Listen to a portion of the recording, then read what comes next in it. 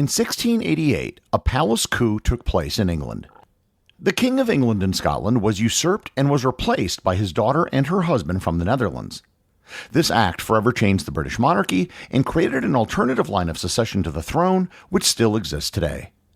Learn more about the Glorious Revolution, why it happened, and its ramifications on this episode of Everything Everywhere Daily.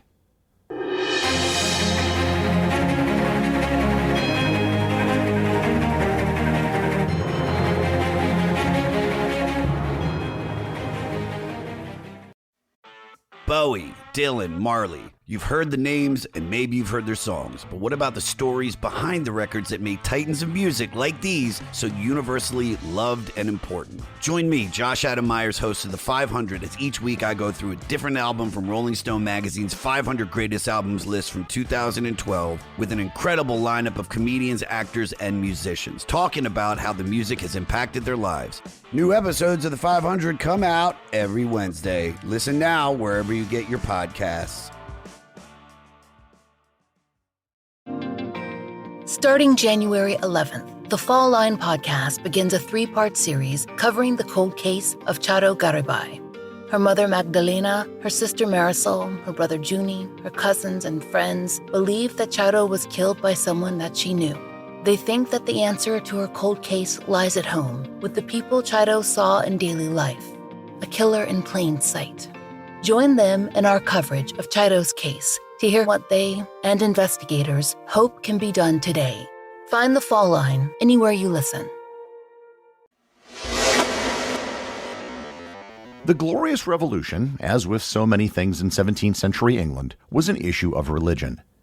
To understand how and why the Glorious Revolution happened, we need to understand the religious situation in England, and in particular, the religious situation of the monarchy.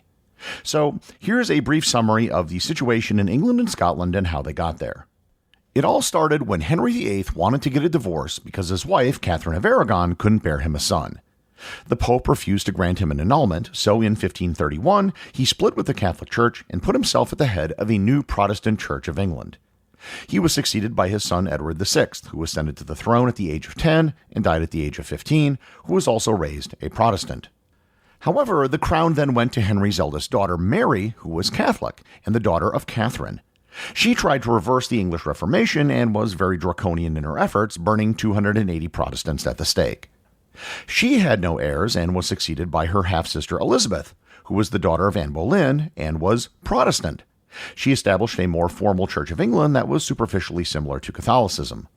She also didn't have an heir, and the next in line to the English throne was the King of Scotland, James VI, who was now James I of England. James was very Protestant despite his mother being Catholic and expressed sympathy for the Puritan cause. He was succeeded by his son Charles, who was a Catholic, and you can see all the religious flip-flopping going on with the throne at this point. By this time, England had become a profoundly Protestant country, and Charles faced a rebellion that resulted in his beheading and the creation of the Commonwealth of England under Oliver Cromwell. After 11 years, they decided they wanted a monarchy back and installed Charles II on the throne, who was technically Protestant but had Catholic sympathies, and some people believe he may have been secretly Catholic in private.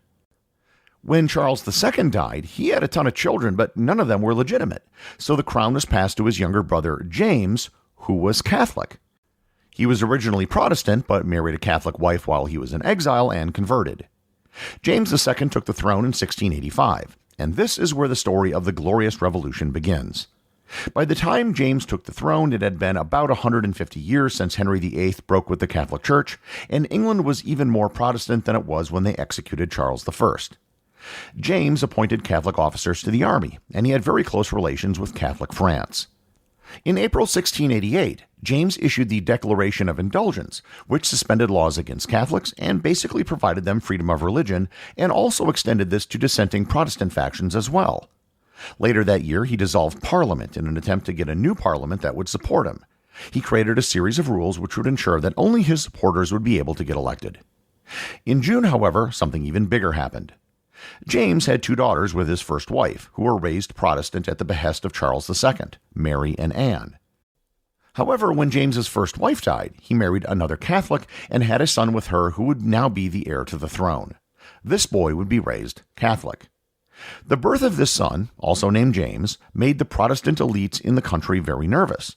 This potentially would be the start of a Catholic dynasty ruling Protestant England, as the baby Catholic James was now next in line to the throne, not the Protestant Mary. England now found itself in a situation similar to where they found themselves under Charles I.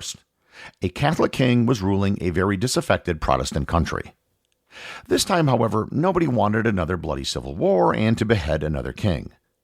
7 high-ranking English officials, known as the Immortal Seven, sought help from the Netherlands in the form of William, the Prince of Orange, who was coincidentally the husband of Mary, who just a few months earlier had been the presumptive heir to the throne. William had had his eyes on England for years, but didn't want to make a move unless he had the support of powerful factions in the country. Now he had that. With the support of Protestant elites, he assembled an armada to invade England. James began to prepare defenses for an invasion. However, things did not go well for him. William's forces landed in southern England on November 5, 1688. His plan wasn't so much to engage James's forces and defeat them in battle, so much as he was just willing to let the regime collapse. And it was a good plan. Many of James's top military officers abandoned him for William, including some members of his family. And when he sent troops out to meet William's forces in battle, they all defected. And on top of that, his health was deteriorating. With things falling apart around him, James began to backpedal on many of his initiatives. He reversed his proposals for Parliament and agreed to free and open elections. On December 9th, he sent his newborn son, the Prince of Wales, and the Queen on a ship to France. And the next day, he intended to follow them on a separate ship. However, that never happened, as the day after he set out on December 11th, he was captured in the town of Faversham. News of the king's capture and his attempt to flee the country caused him to lose much of the support he had. His allies viewed his attempt to flee as cowardice. William, for his part, didn't particularly mind if James fled England. It would get rid of him without having to dirty his hands. He actually suggested James move to a community closer to the sea, and then gave orders to the military to just let him go if he tried to leave, which he did on December 23rd. William held all the cards at this point. A new parliament was elected and assembled on January 22, 1689. The question before the parliament was what to do next with their king having fled to France. Who was going to rule? Back in continental Europe, the French were threatening the Netherlands, and William was threatening to leave England if he wasn't declared the joint monarch. So, Parliament passed 2 of the most important pieces of legislation in British history. The first was the Declaration of Right. This was a list of grievances of what King James did, and also delineated limits on the power of the crown and established the rights of the people. Many of the rights were only given to Protestants, and the document also completely outlawed the Catholic Church, so freedoms were limited. The bill also presented the throne to William and Mary collectively. They also passed the Bill of Rights. The Bill of Rights further solidifies the rights of the people and also established the rules of succession for the monarchy. It also banned Catholics from holding the throne and declared that James had abdicated the throne by his act of fleeing the country to France. The Declaration of Right and the Bill of Rights were huge changes in the system of government, probably the biggest since the signing of the Magna Carta 470 years earlier. While the monarch was still powerful, it was a big step towards establishing the primacy of the parliament and towards establishing a constitutional monarchy, which is what the country has today. The change in monarchy also had implications for the colonies in North America. There were uprisings in New York and Boston, and it also removed anti-Puritan laws which were set up by King James. Unlike the previous joint rule of Philip II of Spain and Queen Mary I, William's rule wasn't limited to the lifespan of Mary II. Mary died in 1695, just 4.5 years after ascending to the crown. William ruled until 1702, without an heir, and when he died, the crown was passed to Mary's sister, Anne. Needless to say, this change in the monarchy didn't sit well with everyone. Many people didn't recognize William and Mary as the legitimate monarchs. These people became known as Jacobites. The Jacobites were mostly Catholics, but there were also Protestants who felt that the Parliament didn't have the power to replace the monarch with whoever they wanted. The Jacobites were active in trying to restore the House of Stuart to the monarchy for decades, with Jacobite revivals popping up here and there through the end of the 19th century.